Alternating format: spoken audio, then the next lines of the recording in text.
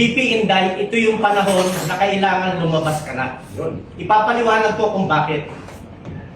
Kapag hindi ikaw ang pinanawagan namin na mag-lead sa amin, magiging extra-constitutional yun. Correct. Kaya kami sa'yo nakaangkla para walang gulo, constitutional siya. Simulan natin sa Supreme Court. Ang Supreme Court hindi makapag-decide. Bakit? Unahin natin TRO ni Bato. Hindi siya makapagbigay ng TRO kasi pag nagbigay ng TRO ang Supreme Court, inamin niya na mali yung ginawa nila kay PRRD.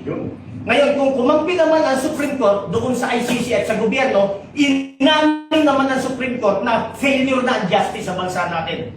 So anong gagawin niya? Papatagalin lang niya ang issue.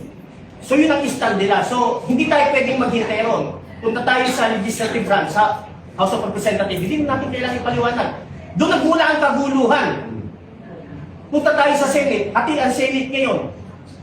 Pumunta tayo sa executive branch, edi lalo na. Sila nga yung nagmamando kasabwat lahat eh. At kaya tayo lumabas ngayon at direktang nananawagan kay VP dahil ito na lang yung natitirang constitutional move na pwede namin gawin. Kung hindi kami gagawa dito, hindi kami nananawagan na sama-sama, magiging extra-constitutional yun. At ayaw natin pumunta tayo ron. Bago ako magtapos, VP Inday, ito na yung pagkakataon kasi bakit? Kapag namatay si Digong sa Dahig, na alam naman natin lahat doon tayo papunta, ikaw ang magiging pinakamalungkot at nagsisisi na Pilipino sa bansa natin. Bakit? Kung sinunod mo ang tatay mo na tumakbo kang presidente, hindi na hulong ang tatay mo, hindi na ako dibahan. You owe it to the people. VP Inday, you owe it to the people. Huwag kang magkaroon ng second mistake.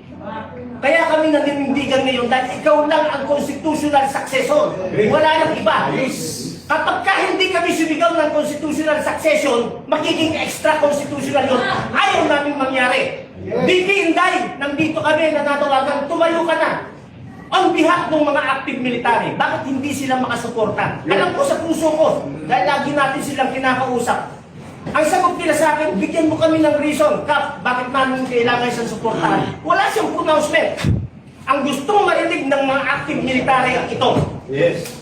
Alam ng buong bansa na windang na ang bansa natin dahil sa windang na Pangulo na yan. So bilang pangalawang Pangulo, hindi ko inuutusan ng active military na magkaroon ng kudeta o gumawa ng bagay na hindi naaayon sa konstitusyon. Pero puta nila, suportahan nyo yung mga nagsasabi ng katotohanan. Bilang Vice President.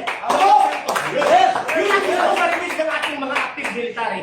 So VP Inday, tumayo ka na. Dahil pag hindi ka tumayo, baka maging istorya ng bansa natin. Maraming salamat po.